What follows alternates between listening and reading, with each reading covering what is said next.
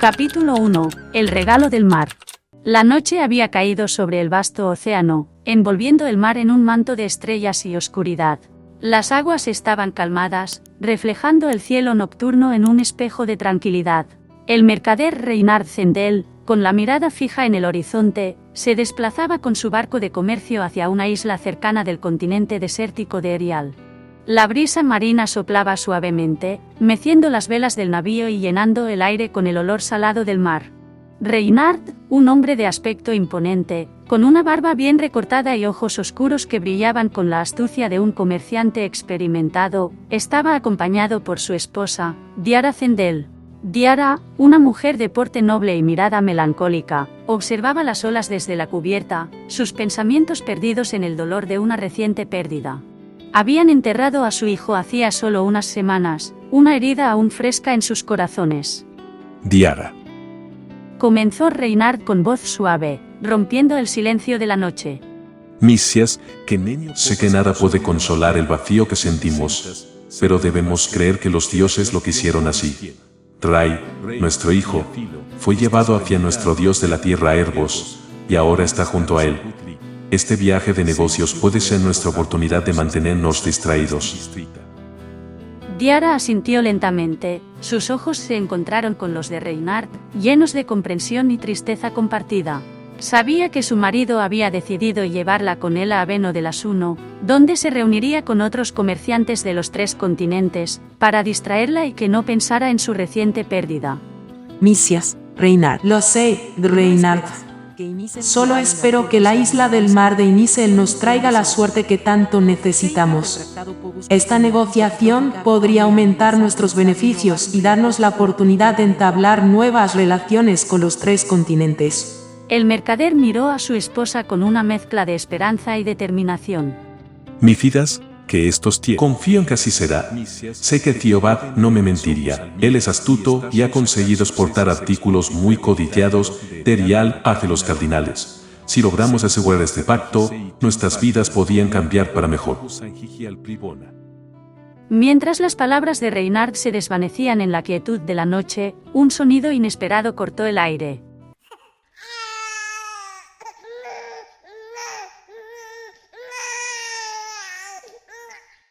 Era un lamento suave, casi imperceptible al principio, pero claramente distinguible como el llanto de un bebé. Reynard frunció el ceño y se giró hacia los marineros que estaban en la cubierta. Marineros, ¿habéis oído eso? Preguntó, su voz llena de alarma y curiosidad. Los hombres asintieron, sus ojos buscando en la oscuridad la fuente del misterioso sonido.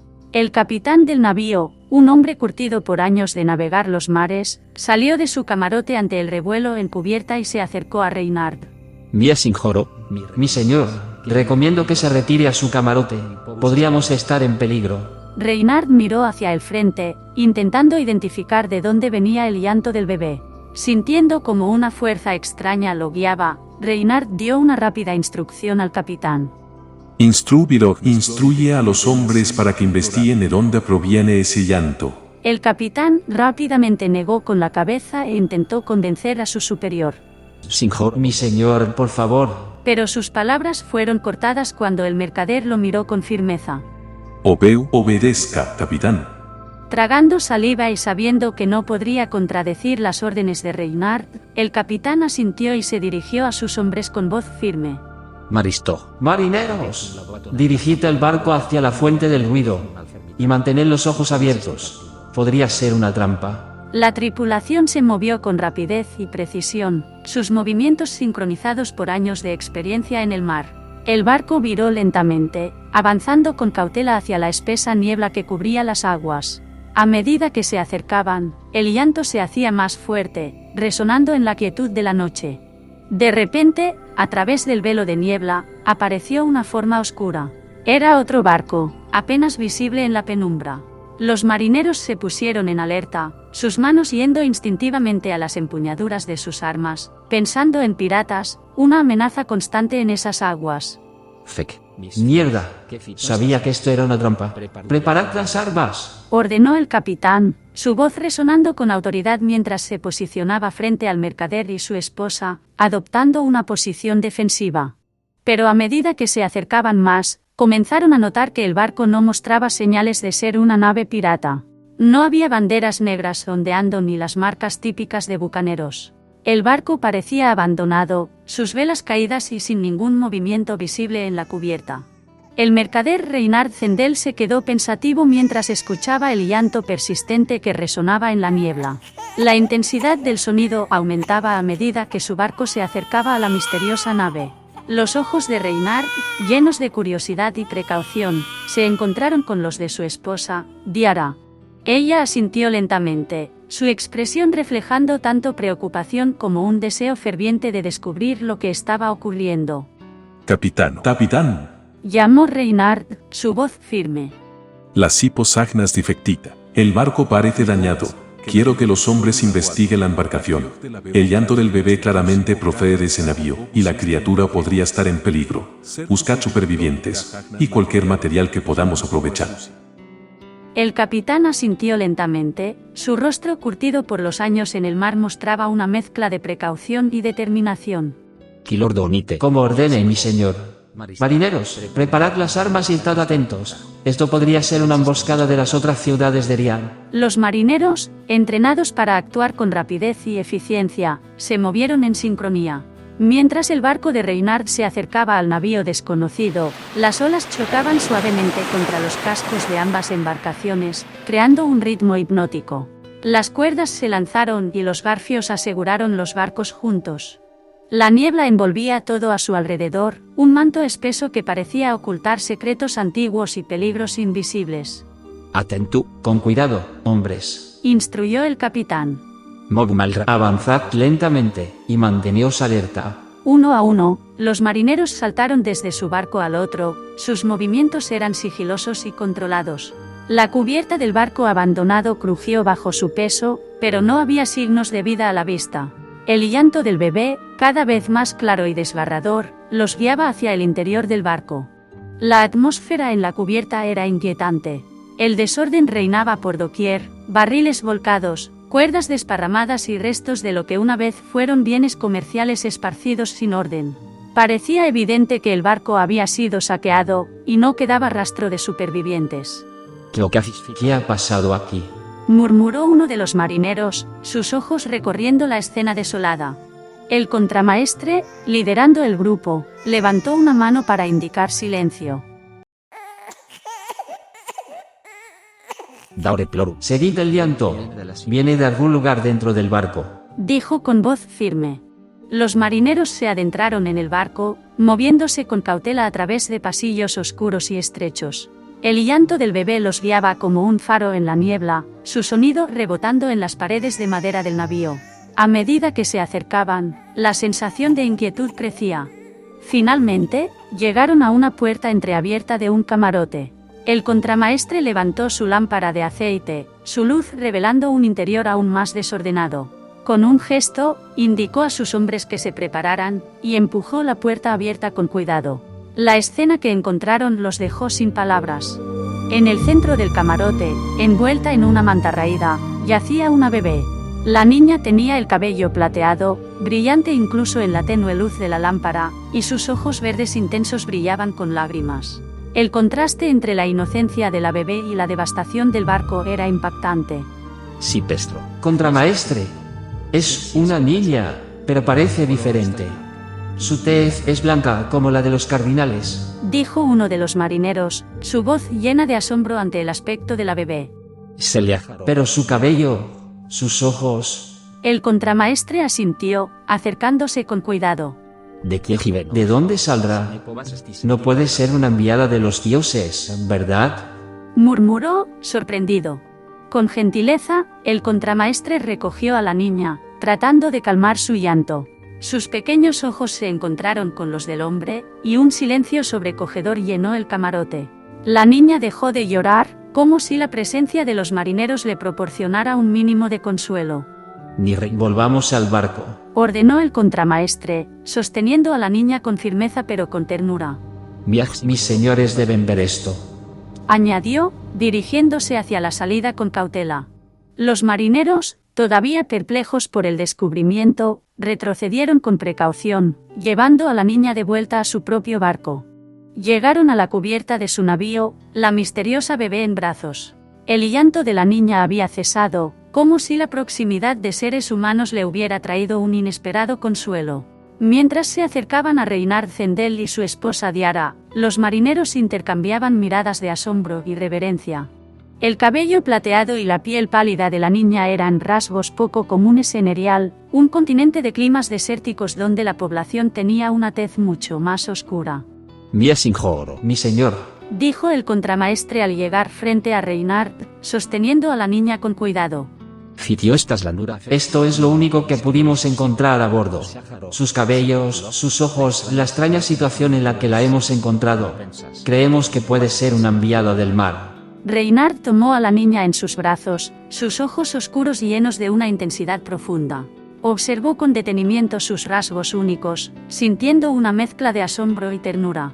La bebé, ajena a la reverencia que la rodeaba, lo miraba con sus intensos ojos verdes, llenos de inocencia y curiosidad. Diara, a su lado, contempló la escena con el corazón palpitante. Asintió lentamente, sus ojos brillando con una mezcla de lágrimas y esperanza. Su hijo perdido recientemente les había llenado el corazón de un vacío inexorable, y ahora, este encuentro inesperado parecía tener un significado más profundo. Reynard miró a su esposa, buscando su aprobación. Diara, con una expresión de amor y resolución, le devolvió la mirada. Reynard, mi credas, Reynard. Creo que esta niña es un regalo de la diosa Nícer, un regalo del mar. No puede ser una coincidencia que la hayamos encontrado de esta manera. Dijo, con convicción. Reynard asintió, sus pensamientos alineándose con los de Diara. Vi bravas, Diara. Tienes razón, Diara. Esta niña nos ha sido enviada por la diosa. Debemos cuidarla y protegerla como si fuera nuestra propia hija. Con un gesto solemne, Reynard y Diara tomaron la decisión de acoger a la niña. ¿Qué nombre quieres para ella, cariño? Preguntó Diara, mirando los intensos ojos verdes del bebé. Inisel, en honor al regalo de la diosa del mar.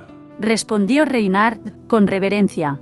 Y así, bajo el oscuro manto de la noche, la nombraron en honor a la diosa que les había concedido este milagro, Inisel.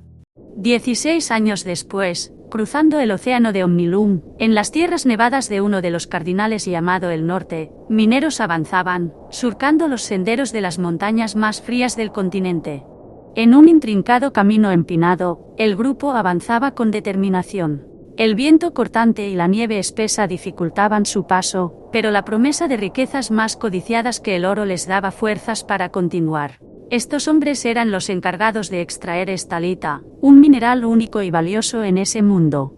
Los mineros, envueltos en abrigos pesados y con rostros curtidos por el frío, charlaban entre ellos mientras subían. ¿Has oído las noticias?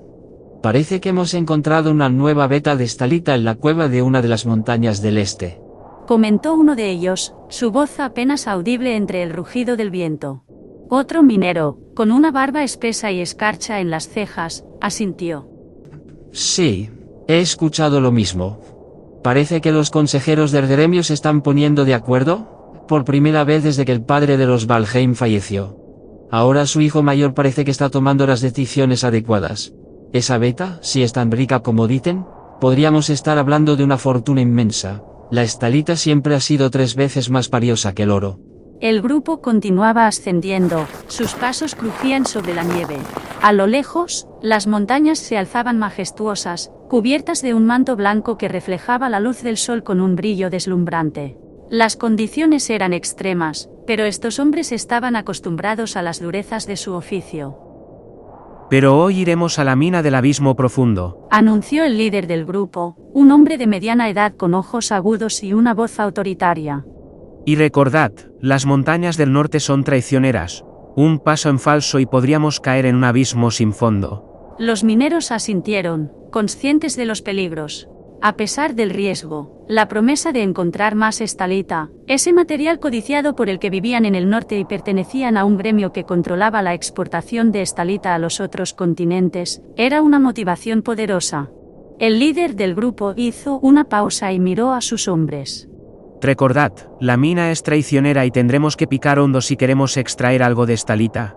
La entrada a la cueva está a poca distancia, mantengamos la guardia y trabajemos juntos. Los mineros continuaron su ascenso por el empinado camino de montaña, enfrentándose al viento cortante y la nieve que azotaba sus rostros. Finalmente, después de una ardua travesía, llegaron a la entrada de la cueva.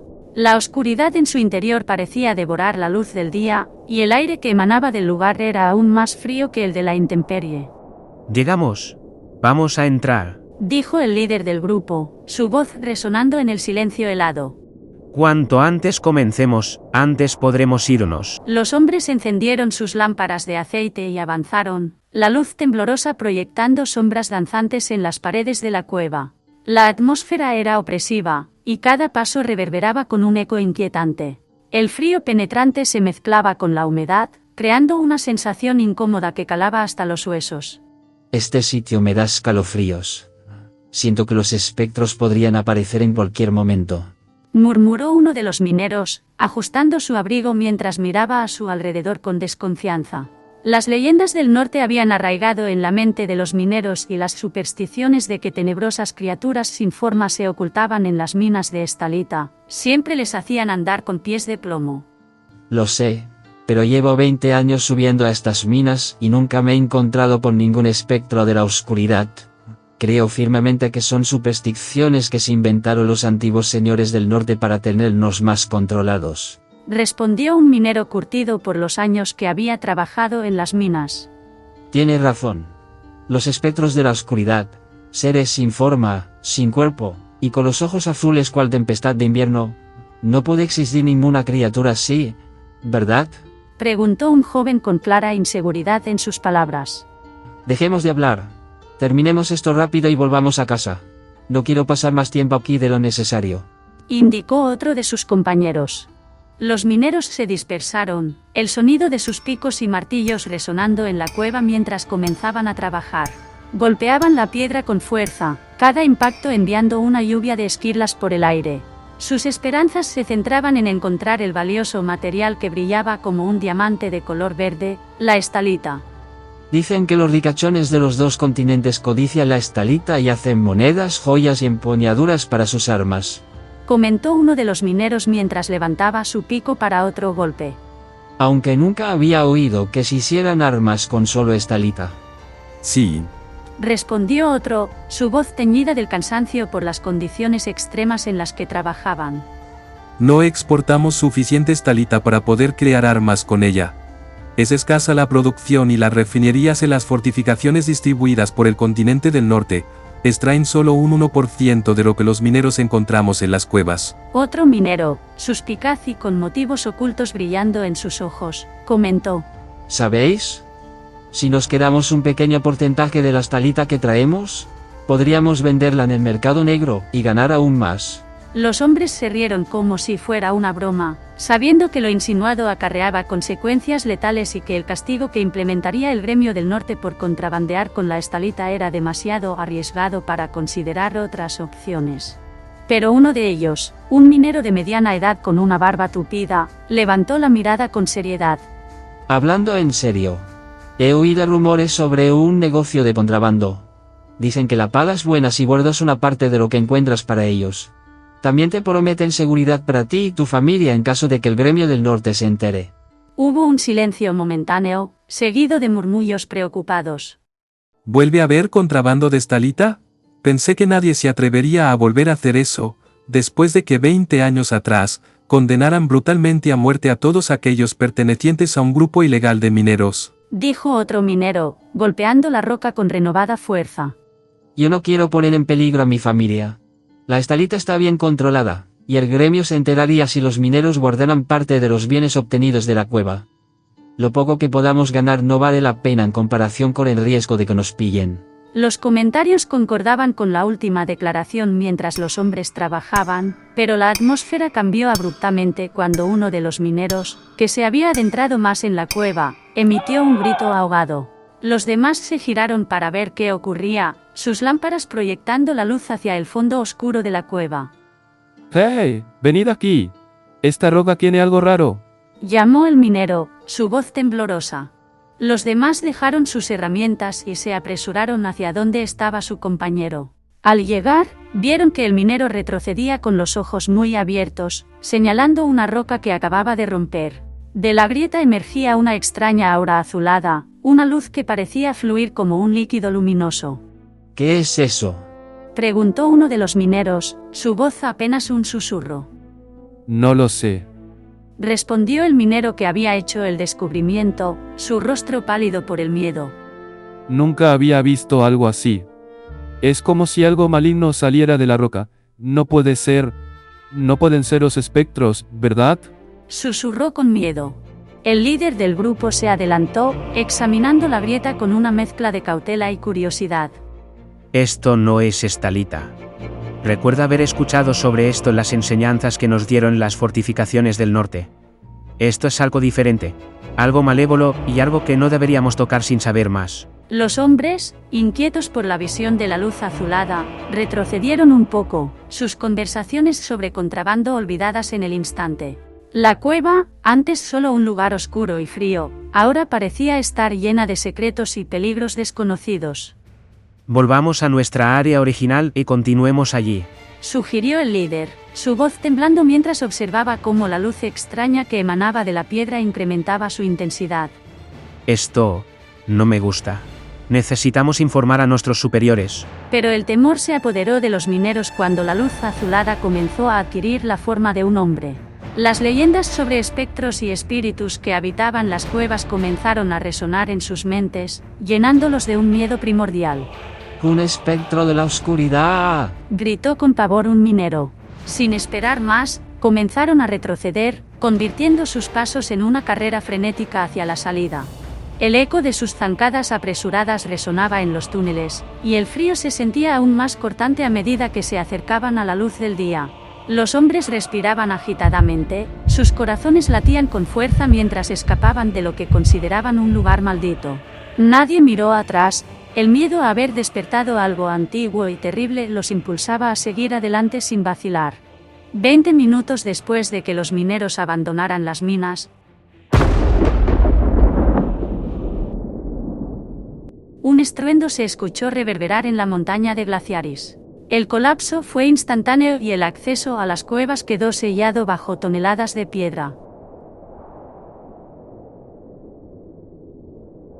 Una semana después, en una imponente fortaleza ubicada en el territorio de Sierra Helada del Norte, una intensa discusión tenía lugar. En el salón principal de la fortaleza estaba reunido el Consejo del Gremio de Mineros, sus voces se alzaban en un tumulto de preocupación y desacuerdo.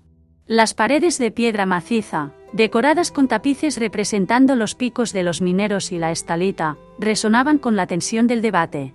En el centro de la sala se encontraba el líder más respetado del norte, un hombre corpulento de mirada severa llamado Tarok Baleim.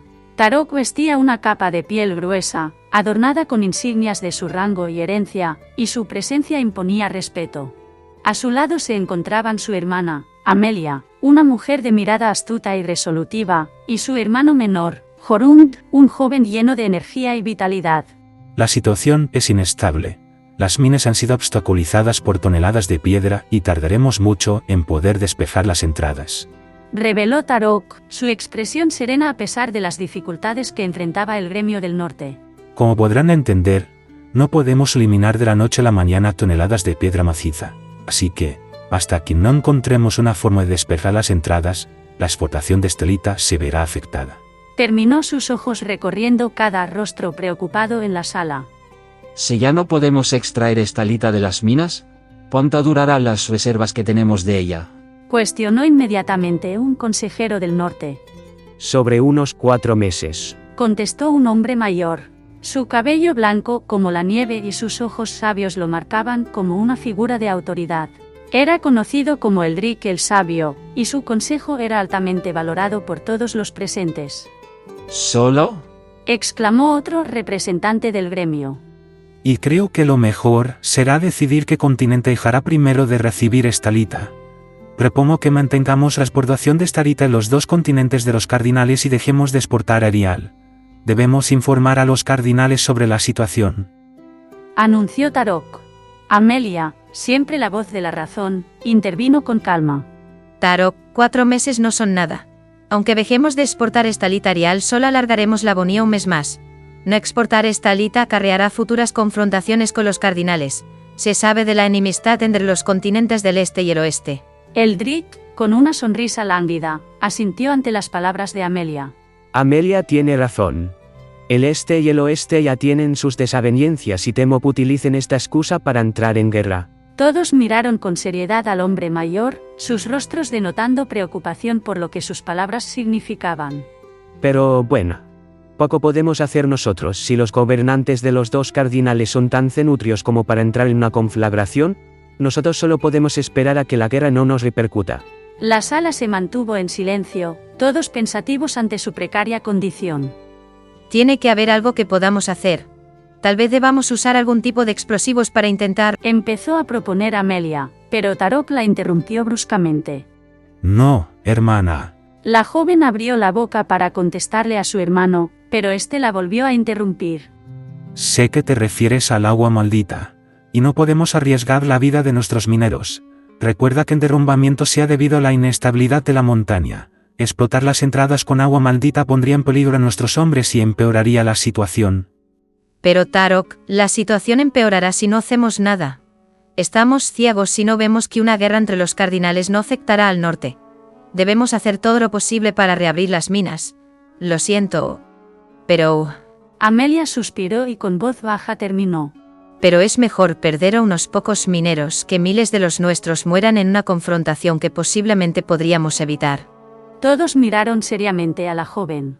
Algunos rostros manifestaban un ligero acuerdo con las palabras de ella, pero otros, como los de sus hermanos y Eldrick, exhibían un desacuerdo y una decepción palpables. Jorund, con el fervor de la juventud a sus 16 años, no pudo evitar exclamar: ¿Cómo puedes decir eso? Nuestra gente es lo primero, hermana, ¿o es que olvidaste las enseñanzas de papá? Comenzó, con sus ojos indignados, observando a su hermana mayor. Desde que regresaste del continente del oeste actúas como los hombres de allá. No les importan las vidas ajenas mientras otros harán el trabajo sucio. Amelia se levantó, agallada por la declaración de su hermano pequeño.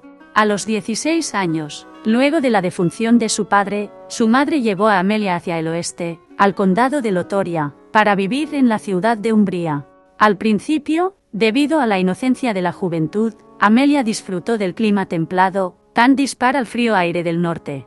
Sin embargo, los prejuicios del oeste hacia el norte la hicieron querer regresar a su hogar. Sabes que no soporté a los del oeste, y por eso volví a mi hogar cuando tuve la oportunidad. No me compares con esos hijos de puta, Jorun. Recuerda que los de los cardinales me hicieron la vida imposible. La discusión se volvió más acalorada, con voces alzándose en desacuerdo y preocupación. No podemos enviar a nuestros hombres a una muerte segura, vociferó un consejero del gremio del norte. Pero tampoco podemos dejar que la estabilidad y seguridad del gremio se vea repercutida por el miedo a utilizar el agua maldita. Si es la única manera de retomar la productividad de estalita de forma rápida y beneficiar a nuestro pueblo, que así sea. Respondió otro. ¿Hacer lo correcto? Preguntó Tarok, su voz elevándose por el enfado. Insisto, no podemos poner en peligro la vida de nuestros mineros. Amelia tiene razón. Confrontó el anterior consejero a su líder. La vida de unos pocos no vale nada en comparación a la de muchos. Tarok apretó su mano en forma de puño y golpeó con viveza la mesa. Estamos hablando de vidas humanas, no de putos objetos. El consejero, sin amedrentarse, se levantó de su asiento y bramó. ¿Y qué sugieres, líder? Esto no pasaría si Joren estuviera aquí. Tu padre sabría cómo actuar. Él decía que a veces hay que sacrificar a unos pocos por el bien de muchos. Cuando todos te eligieron para ser nuestro nuevo líder, ya dice que no estarías a la altura. Amelia y Jorund observaron cómo las palabras del hombre caían pesadamente sobre su hermano mayor. Las manos de Tarok temblaron mientras su rostro se endurecía. Él, quien siempre había luchado, se había esforzado para estar a la altura de su difunto padre, Joren Valheim, un hombre fuerte y valiente que rigió el gremio del norte durante muchos años. Ahora el peso de su legado recaía sobre él. Tarok había sido elegido como líder tras el fallecimiento de su progenitor y había aceptado la responsabilidad con rectitud y firmeza, pero sus hermanos sabían lo difícil que era para él reemplazar a su padre. Las expectativas, más el dolor de su pérdida, arremetían contra el joven líder y aunque quisiera ocultarlo, Amelia y Jorund sabían que la angustia inundaba su corazón. Silencio. Ya es suficiente. Dijo Eldrick, su voz resonando con calma autoritaria, lo que hizo callar inmediatamente a toda la sala. Debemos considerar la situación. Amelia, tu propuesta es muy interesante. Me alegra saber que recuerdas gran parte de las enseñanzas que os impartí cuando erais jóvenes. ¿Usar el agua maldita? Podría ser una opción ventajosa, pero desgraciadamente, es una sustancia muy inestable. Es un líquido especial que se suele transportar en trayectos cortos y barriles preparados. Además, otro motivo de peso para rechazar esta idea es su complejo proceso de fabricación. Se tiene que mezclar con exactitud los materiales que la componen. Los ojos perspicaces del hombre miraron con intensidad a Tarok. Pero Amelia tiene razón en algo, Tarok. La exportación de estelita es lo que sustenta al norte. Dependemos de los otros continentes para sobrevivir. Los presentes asintieron, escuchando atentamente. Eldrick continuó, su mirada recorriendo la sala. Propongo reabrir las minas e informar a los cardinales del percance. Por lo que Tarok y yo pudimos ver cuando fuimos con Rayo del Norte a Glaciaris, es arriesgado acercarse significativamente a las entradas de las cuevas. Tarok asintió con firmeza, su rostro, recomponiéndose tras la discusión anterior con el consejero del Gremio del Norte. Debemos encontrar otros métodos más seguros para nuestros mineros. Eldrick, ¿qué propones? El sabio asintió con su cabeza y respondió. Usaremos herramientas más lentas pero seguras. Fabricaremos utensilios preparados para nuestra tarea, tales como taladros y picos más resistentes. Amelia miró a su hermano mayor. Ella, que había estado fuera del gélido continente del norte y había conocido la índole de los demás cardinales, le preocupaban las repercusiones que acarrearía cerrar temporalmente la exportación de estalita. Los cardinales no verán con buenos ojos nuestra decisión. Pero también entiendo que no podemos poner en riesgo a nuestros hombres. Siento haber propuesto algo tan inhumano. Dijo la joven, su tono revelando su pesar. Jorund suspiró y le afirmó a su hermana. Si los cardinales no ven bien nuestra decisión, pues que se jodan, hermana.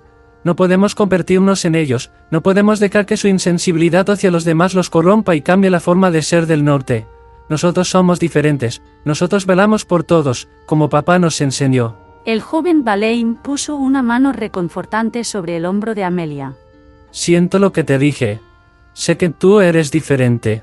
Susurró con el fin de que sus palabras solo fueran escuchadas por su hermana.